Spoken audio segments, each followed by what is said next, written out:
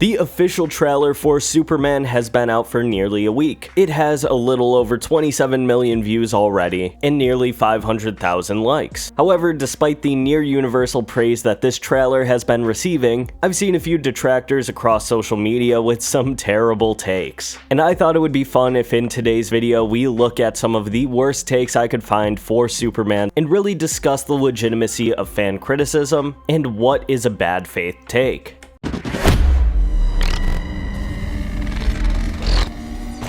Now, before we get started, I want to apologize for the visuals in this video. If you've watched any DC-related content on this channel before, then you are well aware that WB will content claim whatever footage we show from the Superman trailer. So we are kind of limited to screenshots, and for that, I apologize. But let's just get this kicked off with the first take that kind of inspired this video, and it's not really a negative take about the movie, but just kind of a bad take that I've debated before. Now, this comes from a frame in the trailer at 1 minute and 43 seconds. On this building, we see a news report reading, "Major floods causes suffering." Now, this is an Easter egg I missed in my earlier video, but that actor is actually Will Reeve, a news correspondent for ABC and the son of 70s Superman Christopher Reeve. Now that that's out of the way, the focus of this take was on the headline, suggesting that this news report was talking about something happening in Gotham, with the implication being that the Batman would happen simultaneously with Superman, thus making the Robert Pattinson, Matt Reeves, the Batman saga happen in the DC universe. Now, I've made a video talking about this before, but in my mind, this Batman does not work with this Superman. Matt Reeves has specifically said that his version of Batman exists in his own pocket universe, similar to the Dark Knight trilogy. That is a much more grounded world, and it just doesn't work with this version of the DC universe. I've also seen other takes suggesting that James Gunn is trying to force Matt Reeves to either merge the Batman saga into the DC universe or to just end it where it is. Now, I don't want to linger on this because they are completely baseless rumors, and the fact that I'm pretty sure you can pinpoint the flood that they were talking about in that news report at 2 minutes and 16 seconds in this trailer, completely severing any connection that this movie could have to the Batman. The next take we're going to look at says this: "I know I'm definitely not the target audience here, but is this what people want out of a Superman film?" The first half of the trailer is Lois Lane nagging him while he frantically explains himself to her. Now, this one is a very shallow attempt to try and make the Superman trailer part of a larger culture war. Now, I don't want to harp on this too much because there are a ton of political commentators trying to say something about Superman being overly woke or some other nonsense like that. But let's look at this scene from a realistic standpoint. This is not Lois Lane nagging Superman. This is a reporter asking the tough questions to the person she's interviewing that she doesn't really have a connection with. A reporter's job while interviewing somebody is to represent the general public. At this point in the movie, the general public has a lot of questions about the authority of Superman. As far as the public knows, they saw an American donned in red and blue go to a foreign territory to prevent an ongoing conflict. This isn't nagging, this is what an interview looks like. In the reality of the interview, she is acting as Lois Lane, journalist, not Lois Lane, girlfriend of Superman.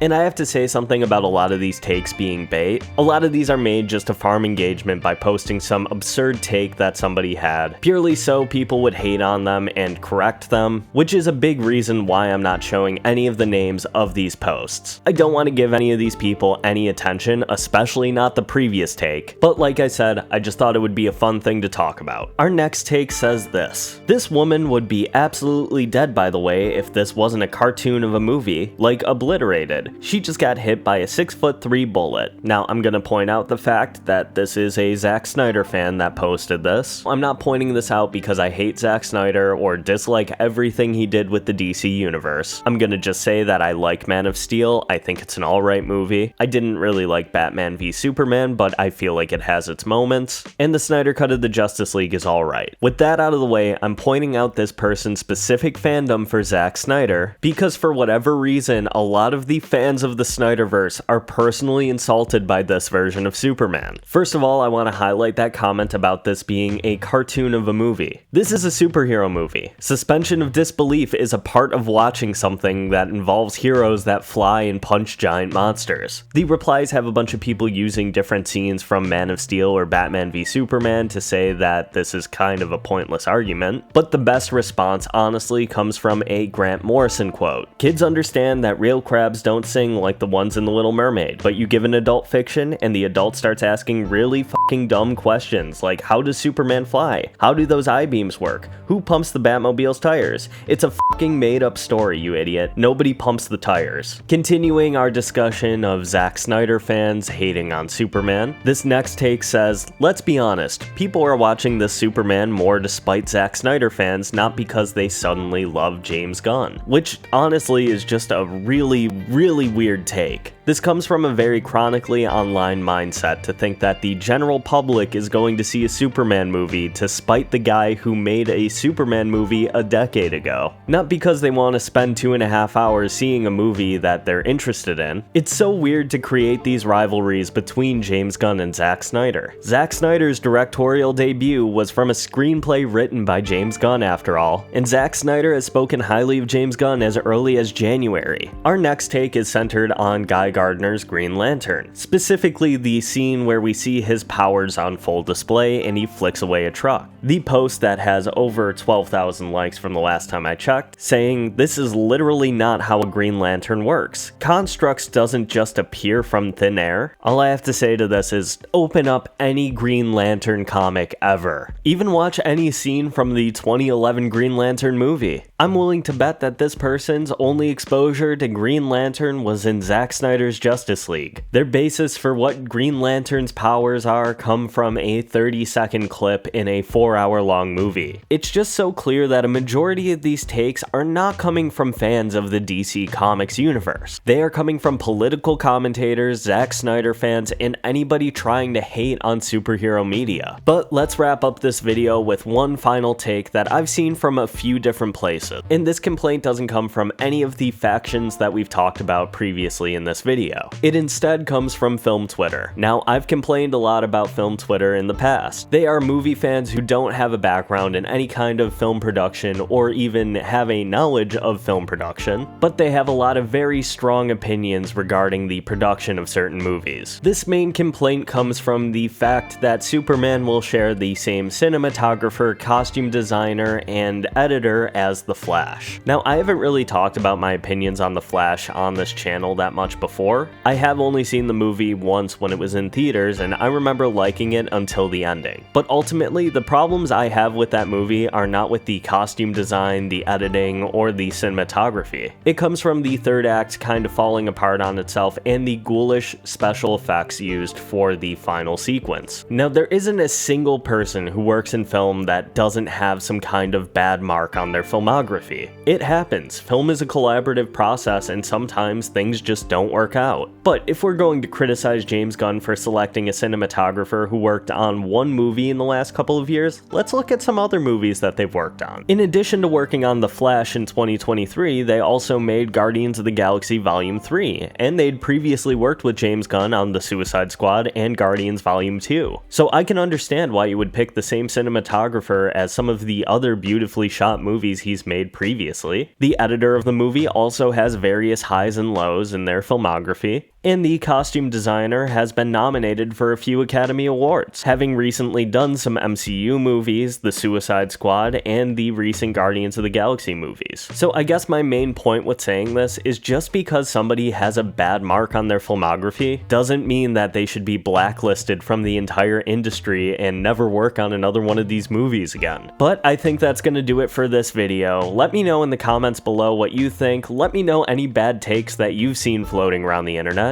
and I will see you again in the next video.